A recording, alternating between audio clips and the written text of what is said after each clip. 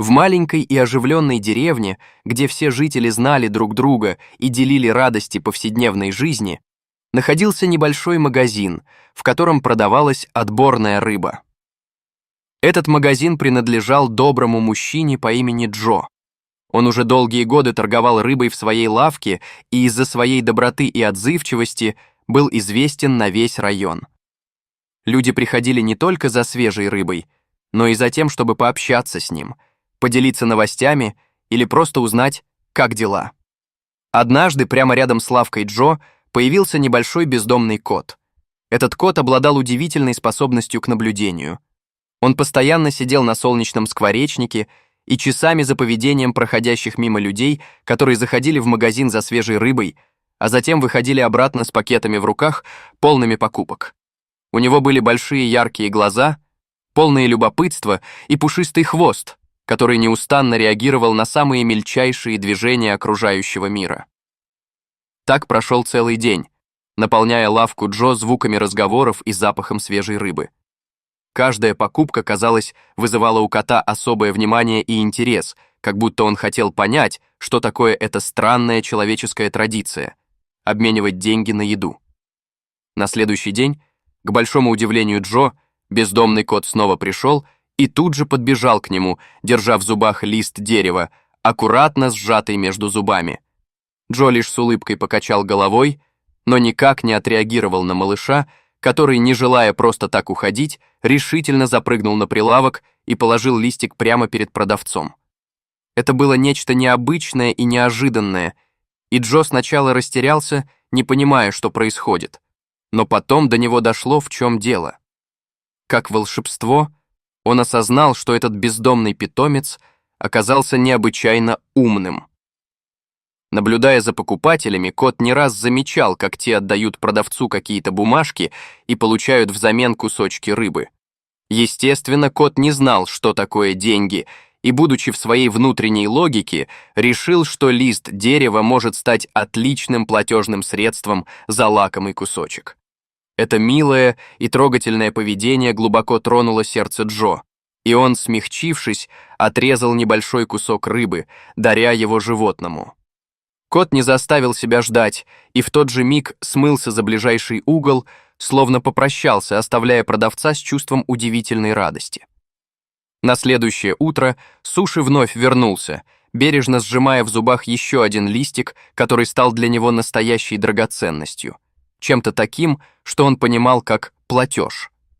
Джо, уже поняв, что бездомный котик стал важной частью его дня, не стал прогонять его и снова выдал ему небольшое угощение в награду.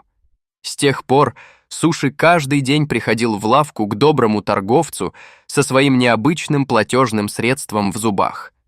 Джо никогда не отказывал своему новому дружку в небольшом угощении, и их дружба только крепла с каждым днем. Продавец даже решил назвать кота Суши, что стало отражением того, как он ценил дружбу между ними. Суши быстро стал одним из самых любимых гостей в магазине, и даже посетители начали с удовольствием отмечать его присутствие. Они улыбались, когда видели, как он с гордым видом сжимал в зубах свой драгоценный доллар, листик дерева, который всегда был в его маленьком рту, как будто он собирался расплатиться. Джо также поставил для питомца на входе в лавку небольшую чашку со свежей водой, а рядом с ней каждый день появлялся маленький кусочек рыбки. К концу дня этот кусочек всегда исчезал, и вместо него, к радости Джо, Суши оставлял аккуратно сложенный листик дерева.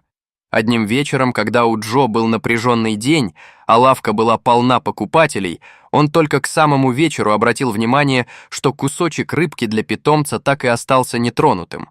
Он сильно устал и хотел только одного — поскорее добраться до дома и забраться в свою уютную кровать.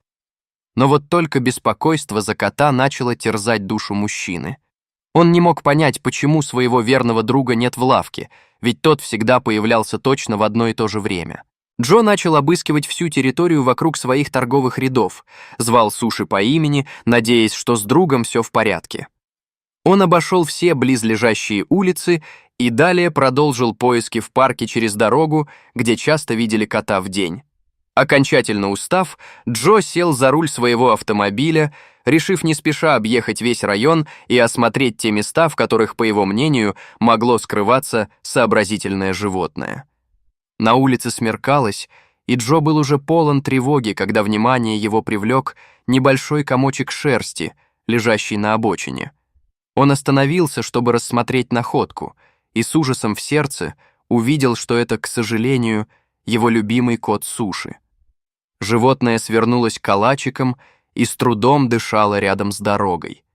Мужчина замер от ужаса, когда несчастный питомец медленно повернул голову в его сторону, а взгляд ослабшего животного, полон страха и боли, словно умолял о помощи. Джо быстро догадался, что кот, должно быть, попал под колеса машины, и у него едва хватило сил, чтобы отползти подальше от проезжей части, где опасность все еще ждала. Торговец аккуратно положил Суши в свою куртку и отнес его в машину. Его сердце было переполнено страхом за жизнь питомца. Узнав адрес ближайшего ветеринара, Джо без промедления помчался туда с надеждой, которая хоть и трещала по всем швам, но все же была. К сожалению, когда он добрался до ветеринарной клиники, оказалось, что было уже поздно. Клиника была закрыта, и все выключили свет. Мужчина едва не разрыдался, не зная, как помочь маленькому котику, который стал ему практически родным и как стал частью его жизни.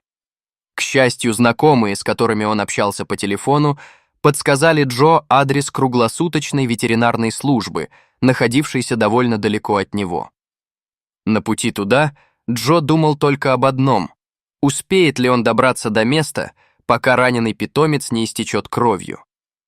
Он проклинал себя за то, что не заметил присутствие Суши в своем магазине и не обеспечил его должным вниманием. К счастью, ветеринары согласились немедленно принять Джо с животным на руках без очереди, так как случай был экстренным. Специалисты быстро осмотрели серьезные раны на теле питомца и установили, что у него было сломано несколько ребер, одно из которых пробило его легкое.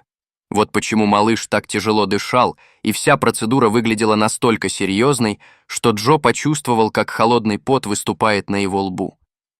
Суши прокапали срочную операцию, вводя необходимые лекарства, а затем один из специалистов, глядя Джо в глаза, сказал, что ему следует ехать домой без своего питомца. Кот должен остаться под их чутким присмотром. Если после всего случившегося он переживет эту ночь, то у него будут очень хорошие шансы на восстановление.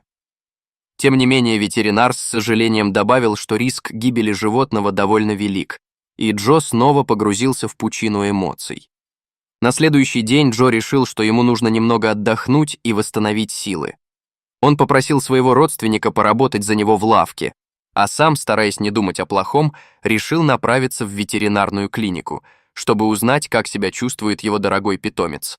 Когда он вошел, ветеринар с облегчением произнес, что Суши выжил, но все еще находится в реанимации под капельницами, так как его состояние оставалось тяжелым. К счастью, иммунитет питомца оказался довольно крепким, и в ближайшие несколько дней состояние котика значительно улучшилось. Суши всегда радовался и негромко мяукал, когда Джо навещал его в клинике, что дарило ему хотя бы малую каплю надежды и уверенность, что все будет хорошо.